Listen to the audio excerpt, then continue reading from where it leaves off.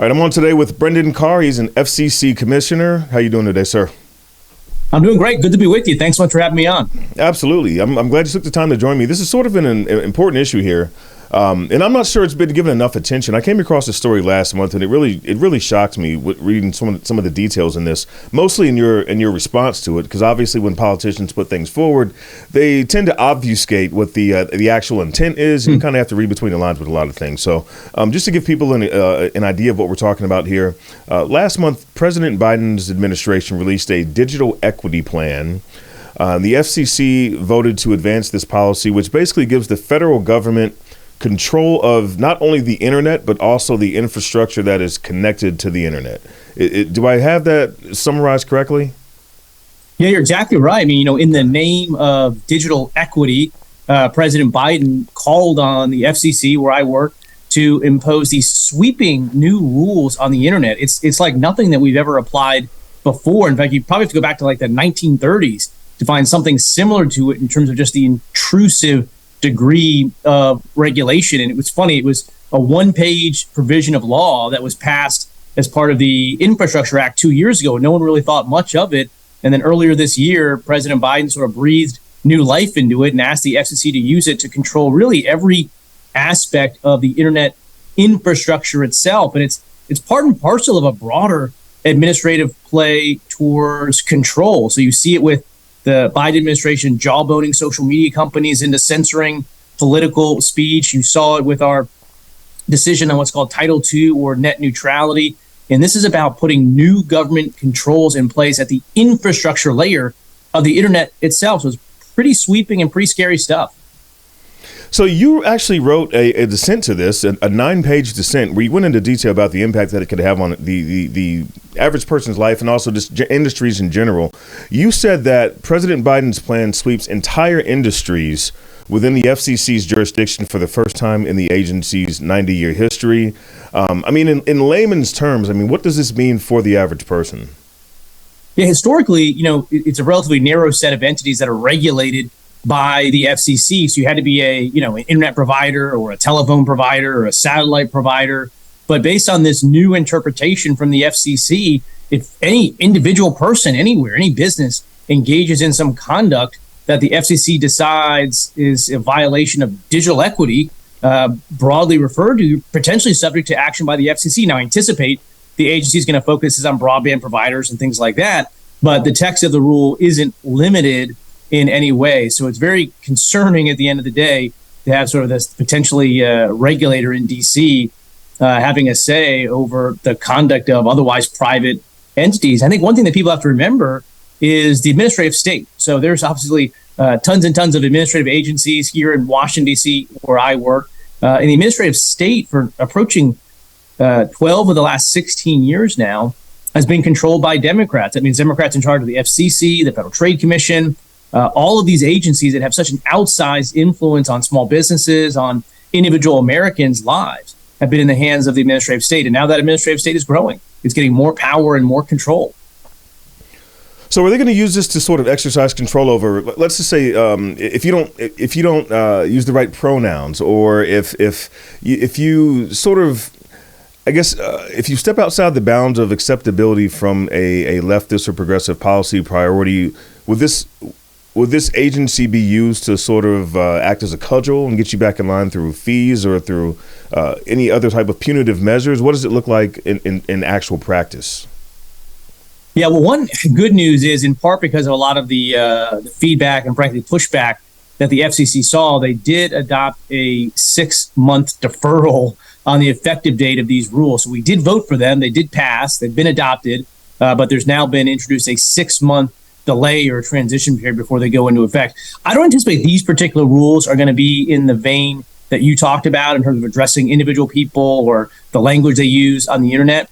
But these rules don't have to, because it's sort of part and part of a broader plan. I mean, again, we're seeing more and more information almost by the day, particularly from Congress and Chairman Jordan and the Weaponization Committee, revealing how the Biden administration and a whole range of different agencies are coordinating with social media companies to censor the free speech rights of Americans. So this individual decision isn't one that's going to get into content or censorship in terms of speech, but it is part of a broader plan in which that is already taking place. And like, frankly, I think as a country, we've got to get back to this embrace of free speech, this embrace of diversity of views. And I'm reminded, it's funny, not too long ago, politically speaking, right around the 2012 elections, President Obama went to the heart of Silicon Valley, Facebook headquarters, and he gave a speech about then emerging online discourse and the ability of people to share information on social media. And President Obama called it healthy for democracy.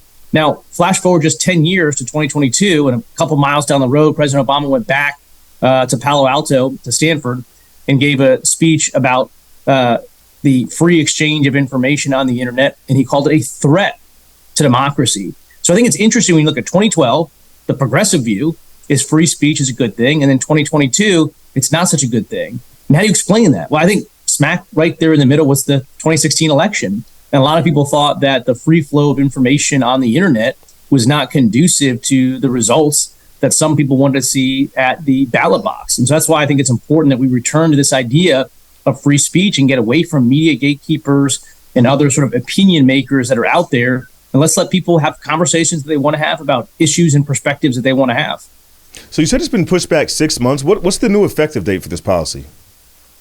Yeah, so it'll be 6 months. There's a bit of an additional process that has to go through in terms of a Paperwork Reduction Act, and there's other agencies that ultimately have to sign off. But it'll be at least 6 months, if not longer, at this point. So 6 months from now. Yeah. So it'll be in place before the 2024 election. I mean, in what ways could this be weaponized to impact the outcome of next year's election? Yeah, again, I think this individual decision, when it's built as part of that broader plan, has a potential to do that. I don't think that this decision itself is going to have an immediate negative impact in terms of connectivity or where service is provided. But again, there's other activities that the federal government is engaged in that could do that. So, for instance, we're going back down this proceeding, Title II or net neutrality. And in that Title II proceeding, the government is asking about, should we have jurisdiction over VPNs? Should we be in the business of blocking certain IP addresses based on threat assessments? And so I do think that there is some long-term concern about where this is headed. I mean, again, if you told me 4 or 5 years ago that there'd be this level of coordination between the government and the private sector in terms of censoring speech, I wouldn't have believed it. And so part of the problem here is we don't know exactly where this goes. But being someone that works at an agency in D.C., I can tell you that when an agency seizes this much control and authority, it's very rare that it sits on its hands for long. Now, one of the things you said in your brief was that the Biden administration was blaming the private sector and capitalism for its own policy shortfalls. What did you mean by that, and how does that sort of work in with this particular proposal? Yeah, the Biden administration is attempting to deliver on what they've described as this Internet for All initiative, which is to connect every single American to high-speed internet. It's a great initiative. I wish it would succeed. But the problem is their own policies are getting in the way. So on the one hand, you've got inflation, which has been driving up the cost of building out internet infrastructure, as well as a lot of other things.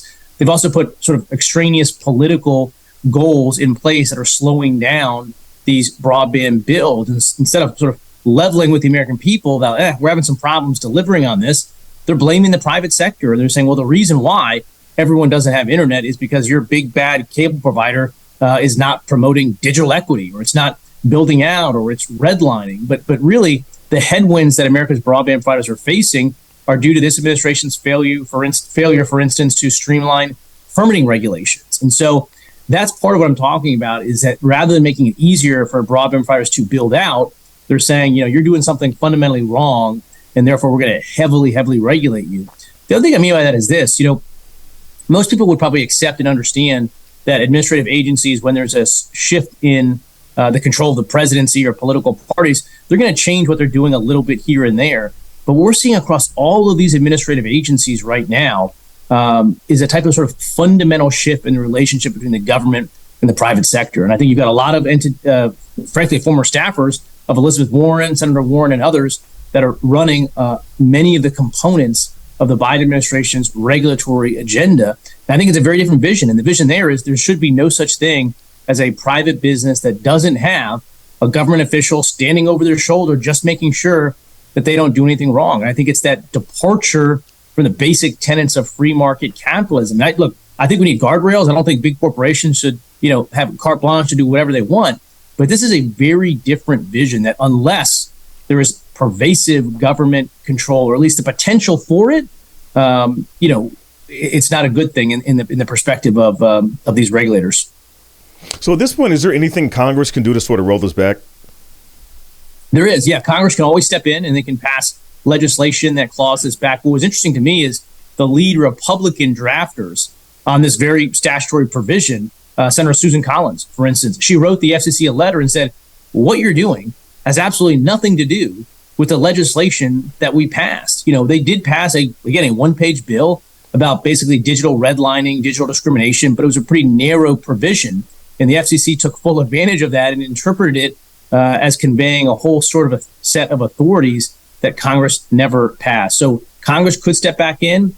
And also, I anticipate that there's some providers, whether it's broadband providers or otherwise, that can take this up on appeal to the courts. And again, I think there's a very strong argument that this exceeds the scope of the FCC's jurisdiction. There's actually some really good, new Supreme Court case law out there. There's a case, West Virginia versus EPA, for instance, where the Supreme Court is really starting to dial back on the discretion that it gives to administrative agencies. And I think this is one where you'll likely see it go to court, and I would assume get overturned at least in part on appeal. And I would hope that it gets overturned at least in part before that 6-month delayed effective date comes into play. And I think we are headed to a very dark place when the federal government exercises this much control over industries. Brendan, thanks so much for joining me. I appreciate your time, man. Yeah, glad to do it. Thanks.